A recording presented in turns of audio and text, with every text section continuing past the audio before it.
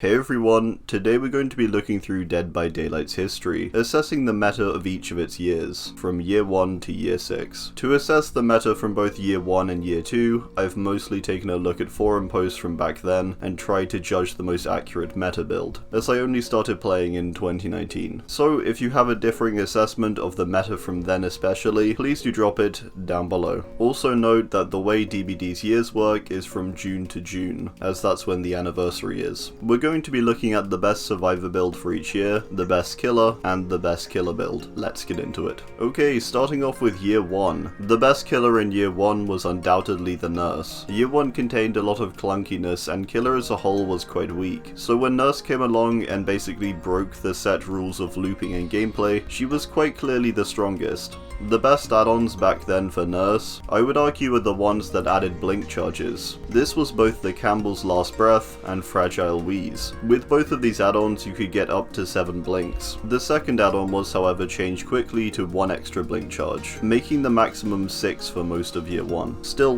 very good. The best killer build would be formed of Unrelenting, Save the Best for Last, Whispers, and No One Escapes Death, later changed to Hex No One Escapes Death in April 2017. This build does largely not work however for the nurse. Both Unrelenting and Save the Best for Last wouldn't have applied their effects, so if playing nurse, a more likely replacement for these perks would be both Deerstalker and Agitation. I also saw Spies from the Shadows and Shadowborn mentioned a fair amount too. For survivors, the most popular build I could find was Sprint Burst, Self-Care, Saboteur, and Decisive Strike. Sprint Burst is fairly straightforward, as a solid exhaustion perk. Sprint Burst was quite popular too, because you could recover from exhaustion whilst running. Self-Care also is fairly straightforward. Back then it was only 80% of the regular heal speed instead of 50%, and further increased the efficiency of medkit self-heals by 100% instead of the current 20%. Saboteur was used as hooks for a long time were completely destroyed after you sabotage them, often leaving killers with only the unbreakable basement hooks. This is why I imagine Agitation was a fairly popular pick for killers, who would have to breach the basement. Finally, Decisive Strike in its old iteration was basically a free escape. Once you were downed by the killer, you could instantly stab them and escape, regardless of if you'd been previously on the hook. So it was essentially a guaranteed free extra chance. Alright, year 2.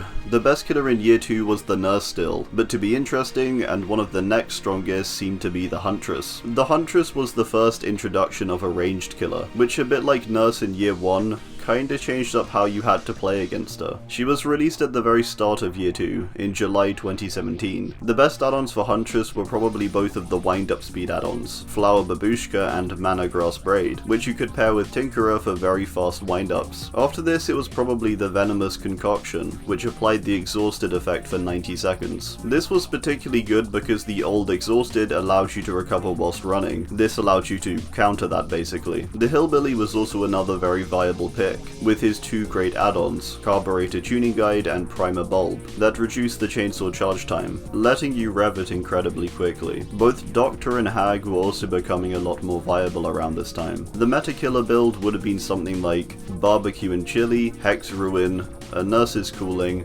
and Hex No One Escapes Death. Additional things would be Enduring, Make Your Choice, Brutal Strength, Pop Goes the Weasel, and Whispers. Many of these perks being added throughout year 2. For survivors, we of course had the introduction of Dead Hard with David King. Bill was released quite late into year 1 and brought along Borrowed Time and Unbreakable, which edged their way into the year 2 meta. 2 perks that stuck around from year 1 were both Decisive Strike, now ever so slightly nerfed, but still very viable, and also Self-Care, which, although nerfed to its current day state, was still a very viable perk. Of course, stuff like Adrenaline and Sprint Burst was also still good, with Lithe also creeping its way into the year 2 meta, after its late release in year 1. In year 3, the meta shifted over to the Spirit, with her release in September 2018, fairly early into year 3. She received a number of buffs early in year 3, becoming very strong in the second half especially, the best add-ons being the original Mother-Daughter Ring and Prayer Beads Bracelet. Mother Mother Daughter Ring increased your phase movement speed considerably, and Prayer Beads Bracelet allowed your phase sound to be completely silent. This allowed for both easy gen grabs, but also hits in general, that were largely unavoidable. Prayer Beads Bracelet made the small indicator Spirit did have completely gone. Back then you could still stand still mind game pretty easily too. The best perk build was something like Hex Ruin,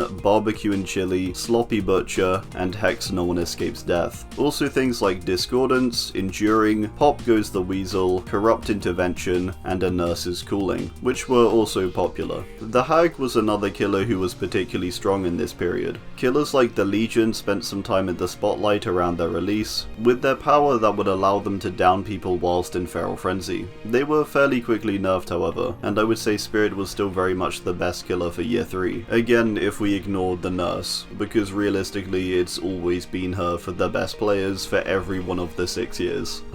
But again, it's a bit more interesting than just saying Nurse every time. For survivors, it was the fairly generic Decisive Strike, Self-Care, Dead Hard, and Iron Will. Iron Will began to gain more popularity and appreciation with Spirit's release, and was one of few counters she had back then. Prove Thyself also received its rework similar to its current state, giving a boost of up to 30% to generator speeds, making it far more viable. On to year 4. The strongest killer in year 4 I would say was the Nightmare, after receiving his rework early into year 4 in late July. Freddy with both the swing chains and jump rope add-ons was very strong. He could just completely grind the game to a halt. He was also unbelievably easy, and very strong. For the majority of year 4, Old Ruin was the go-to slowdown perk. After Ruin got its rework in year 4 in February 2020, for a long while before everyone kind of realized it was better than before, most people ran a combination of Pop Goes the Weasel and Corrupt Intervention. Pop and Corrupt were argued to be the better pick over Ruin alone. After its rework in February, with Undying not released until September 2020 in year 5, which is when it kind of began to overtake the Pop Goes the Weasel and Corrupt Intervention meta. Additional year 4 perks were things like Barbecue and Chili,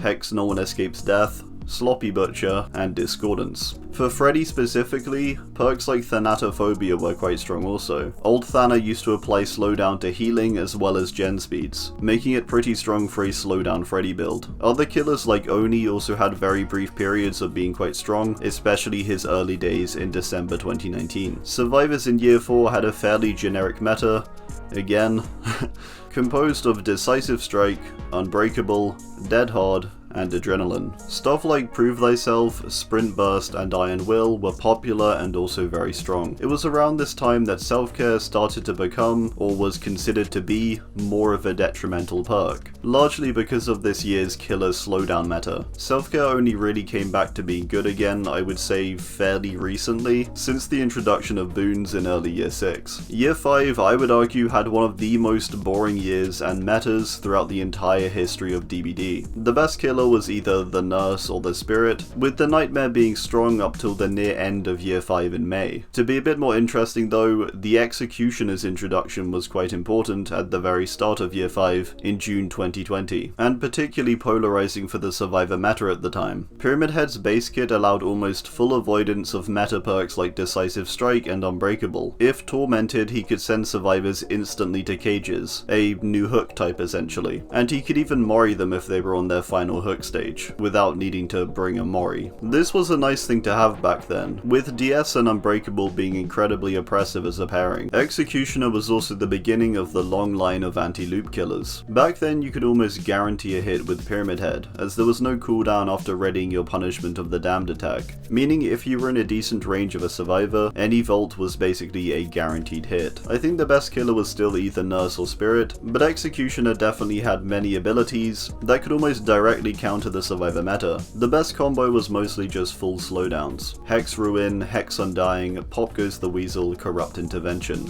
Maybe not literally all of those. There would probably be Barbecue and Chili and maybe Noed dropped in there too. This year was super boring. Undying's introduction was definitely a big deal, essentially doubling your ruin, which was and still is very strong, both alone and with Undying. The meta for survivors was a combination of Decisive Strike, Unbreakable, Dead Hard, and Iron Will, typically with some borrowed times and sprint bursts sprinkled in there also. DS and Unbreakable were particularly oppressive, as DS didn't deactivate after working on a gen or healing, so you could do gens in the killer's face, and they could do nothing really aside take the DS, or leave you to recover with Unbreakable. This was then reworked to its current, more bearable state in March 2021. Late in Year 5. Dead Hard was good for its looping benefits, and Iron Will was still just very strong due to Spirit's power, but also as a pairing with Dead Hard, making you even safer whilst injured. So now we arrive at the current day, in Year 6. The strongest killer at the moment I would actually argue is the Blight, again ignoring the Nurse. The best build being largely a combination of slowdown perks. Scourge Hook Pain Resonance, Dead Man Switch, Hex Ruin, and Hex Undying. Additional things like Barbecue and Chili, No-Ed, all the usual things. Possibly something like Hex Thrill of the Hunt could be argued to be one of the best perks currently also, simply for the current Survivor boon meta. For add-ons I would say Blighted Crow and Adrenaline Vial. These make Blight kind of insane and also very fast. Before Adrenaline Vials change, it would have been Blighted Crow and Blighted Rat. These are arguably still better, both of these increasing rush speed after each bounce. For survivors, the best perk build is something like Boon Circle of Healing, Borrowed Time, Dead Hard, and Unbreakable. Possibly some things like Built to Last, Prove Thyself, and Iron Will interweaved in there too. And hey, probably Decisive Strike still. Alright, well, that's gonna do it. I do hope you enjoyed, and be sure to drop your own thoughts down below. Thanks, and goodbye.